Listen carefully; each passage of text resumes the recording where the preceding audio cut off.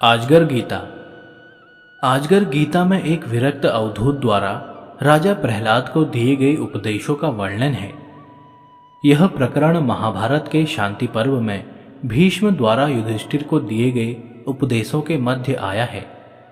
यह गीता न केवल विरक्त सन्यासियों के लिए उपयोगी है, अपितु उन वृद्ध जनों के लिए भी विशेष उपयोगी है जो प्रायः अपने सभी पारिवारिक दायित्वों को पूर्ण कर चुके हैं तथा शेष जीवन सुख शांति से बिताना चाहते हैं।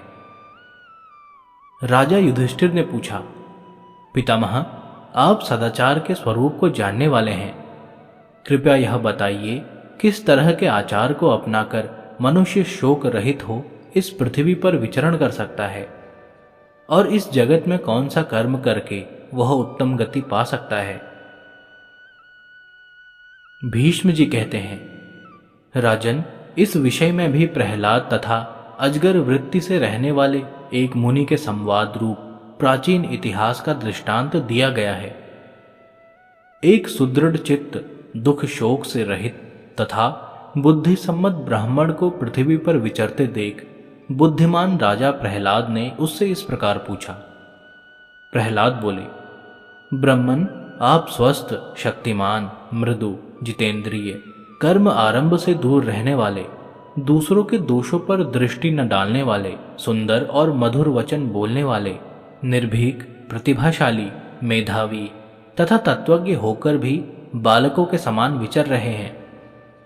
न आप कोई लाभ चाहते हैं और न हानि होने पर उसके लिए ही शोक करते हैं। ब्राह्मण, आप नित्य तृप्त से रहते हुए न किसी वस्तु को प्रिय मानते हैं और न अप्रिय।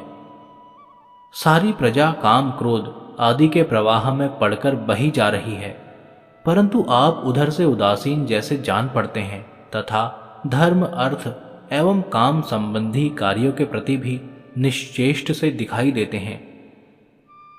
धर्म और अर्थ संबंधी कार्यों का आप अनुष्ठान नहीं करते हैं, काम में भी आपकी प्रवृत्ति नहीं है।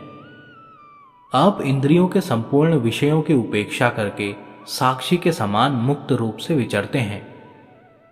मुने, आपके पास कौन सी ऐसी बुद्धि, कैसा शास्त्र ज्ञान अथवा कौन सी वृत्ति है जिससे आपका जीवन ऐसा बन गया है। ब्राह्मण, आपके मत से इस जगत में मेरे लिए जो श्रेय का साधन हो उसे शीघ्र बताएं। भीष्म जी कहते हैं, राजन, प्रहलाद के इस प्रकार पूछने पर लोक धर्म के विधान को जानने वाले उन मेधावी मुनि ने उनसे मधुर एवं सार्थक वाणी में इस प्रकार कहा। प्रहलाद, देखो, इस जगत के प्राणियों की उत्पत्ति, वृद्धि, ह्रास और विनाश कारण रहित सत स्वरूप परमात्मा से ही हुए हैं। इस कारण मैं उनके लिए न तो हर्ष प्रकट करता हूं और न व्यथित ही होता हूं। ऐसा समझना चाहिए, पूर्वकृत कर्म अनुसार बने हुए स्वभाव से ही प्राणियों की वर्तमान प्रवृत्तियां प्रकट हुई हैं। अतः समस्त प्रजा स्वभाव में ही तत्पर है, उनका दूसरा कोई आश्रय नहीं है। इस रहस्य को समझकर मनुष्य को किसी भी परिस्थिति में संतुष्ट नहीं होना चाहिए। प्रहलाद, देखो, जितने संयोग हैं उनका पर्यवसान वियोग में ही होता है और जितने संचय हैं उनकी समाप्ति विनाश में ही होती है। यह सब देखकर मैं कहीं भी अपने मन को नहीं लगाता हूं। जो गुणयुक्त संपूर्ण भूतों को नाशवान देखता है तथा उत्पत्ति और प्रलय के तत्व को जानता है, उसके लिए यहां कौन सा कार्य अवशिष्ट रह जाता है। महासागर के जल में पैदा होने वाले विशाल शरीर वाले तिमी आदि मत्स्यों तथा छोटे छोटे कीड़ों का भी मैं बारी बारी से विनाश होता देखता हूं। असुरराज, पृथ्वी पर भी जितने स्थावर जंगम प्राणी हैं उन सबकी मृत्यु मुझे स्पष्ट दिखाई दे रही है। दानव श्रेष्ठ, आकाश में विचरने वाले बलवान पक्षियों के समक्ष भी यथा समय मृत्यु आ पहुंचती है। आकाश में जो छोटे बड़े ज्योतिर्मयी नक्षत्र विचर रहे हैं उन्हें भी मैं यथा समय नीचे गिरते देखता हूं। इस प्रकार सारे प्राणियों को मैं मृत्यु के पाश में बद्ध देखता हूं। इसलिए तत्व को जानकर कृतकृत्य हो सबके प्रति समान भाव रखता हुआ सुख से सोता हूं। यदि दैव इच्छा से अकस्मात अधिक भोजन प्राप्त हो जाए तो मैं बहुत खा लेता हूँ। ग्रास मात्र मिले तो उसी में संतुष्ट रहता हूँ, और न मिले तो बहुत दिनों तक बिना खाए पिए भी सो रहता हूँ। फिर कितने ही लोग आकर मुझे अनेक गुणों से संपन्न बहुत सा अन्न खिला देते हैं। पुनः कभी बहुत थोड़ा, कभी थोड़े से भी थोड़ा भोजन मिलता है और कभी वह भी नहीं मिलता। कभी चावल की कनी खाता हूँ, कभी तिल की खली ही खाकर रह जाता हूँ, और कभी अगहनी के चावल का भात भरपेट खाता हूँ। इस प्रकार मुझे बढ़िया घटिया सभी तरह के भोजन बारंबार प्राप्त होते रहते हैं। कभी पलंग पर सोता हूँ, कभी पृथ्वी पर ही पड़ा रहता हूँ, और कभी कभी मुझे महल के भीतर बिछी हुई बहुमूल्य शैया भी उपलब्ध हो जाती है। मैं कभी तो चिथड़े अथवा वलकल पहनकर रहता हूँ, कभी सन के, कभी रेशम के और कभी मृग चर्म के वस्त्र धारण करता हूँ, तथा किसी एक काल में बहुत से बहुमूल्य वस्त्रों को भी पहन लेता हूँ। यदि दैववश मुझे कोई धर्म अनुकूल भोग्य पदार्थ प्राप्त हो जाए तो मैं उससे द्वेष नहीं करता हूँ, और प्राप्त न होने पर किसी दुर्लभ भोग की भी कभी इच्छा नहीं करता। मैं सदा पवित्र भाव से रहकर इस अजगर वृत्ति का अनुसरण करता हूँ। यह अत्यंत सुदृढ़, मृत्यु से दूर रखने वाली, कल्याणमय, शोकहीन, शुद्ध, अनुपम और विद्वानों के मत के अनुकूल है। मूर्ख मनुष्य न तो इसे मानते हैं और न इसका सेवन ही करते हैं। मेरी बुद्धि अविचल है, मैं अपने धर्म से च्युत नहीं हुआ हूं। मेरा सांसारिक व्यवहार परिमित हो गया है। मुझे उत्तम और अधम का ज्ञान है। मेरे हृदय से भय, राग, द्वेष, लोभ और मोह दूर हो गए हैं, तथा पवित्र भाव से रहकर इस अजगर उचित व्रत का आचरण करता हूं। यह अजगर संबंधी व्रत मेरे हृदय को सुख देने वाला है। इसमें भक्ष्य, भोज्य, पेय और फल आदि के मिलने की कोई नियत व्यवस्था नहीं रहती। अनियत रूप से जो कुछ मिल जाए उसी से निर्वाह करना होता है। इस व्रत में प्रारब्ध के परिणाम के अनुसार देश और काल का विभाग नियत है। विषय लोलुप नीच पुरुष इसका सेवन नहीं करते। मैं पवित्र भाव से इसी व्रत का आचरण करता हूं।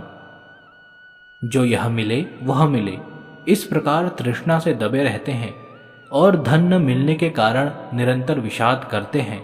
ऐसे लोगों की दशा अच्छी तरह देखकर तात्विक बुद्धि से संपन्न हुआ मैं पवित्र भाव से इस अजगर व्रत का आचरण करता हूं। मैं बारंबार देखता हूं कि श्रेष्ठ मनुष्य भी धन के लिए दीन भाव से नीच पुरुष का आश्रय लेते हैं। यह देखकर मेरी रुचि प्रशांत हो गई है। अतः मैं अपने स्वरूप को प्राप्त और सर्वथा शांत हो गया हूं और पवित्र भाव से इस अजगर व्रत का आचरण करता हूं। सुख दुख, लाभ हानि, अनुकूल और प्रतिकूल तथा जीवन और मरण, ये सब दैव के अधीन है। इस प्रकार यथार्थ रूप से जानकर मैं शुद्ध भाव से इस अजगर व्रत का आचरण करता हूं। मेरे भय, राग, मोह और अभिमान नष्ट हो गए हैं।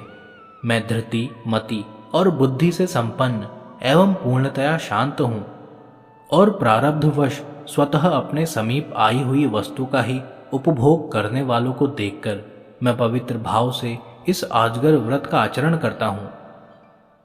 मेरे सोने बैठने का कोई नियत स्थान नहीं है।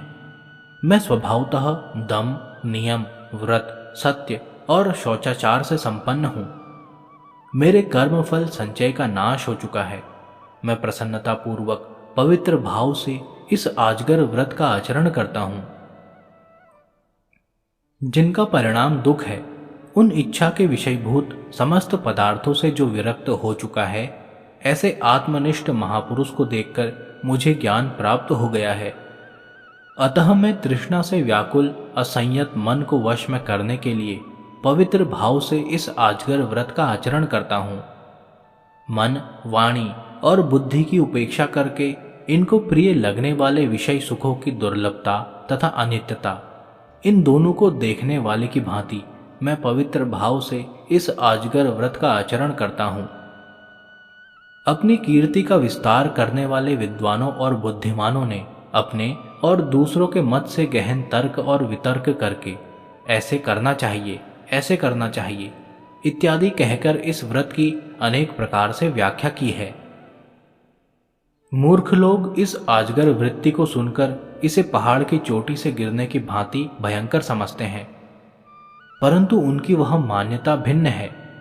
मैं इस अजगर वृत्ति को अज्ञान का नाशक और समस्त दोषों से रहित मानता हूं, अतः दोष और तृष्णा का त्याग करके मनुष्यों में विचरता हूं। भीष्म जी कहते हैं, राजन, जो महापुरुष राग, भय, लोभ, मोह और क्रोध को त्याग कर इस आजगर व्रत का पालन करता है, वह इस लोक में सानंद विचरण करता है।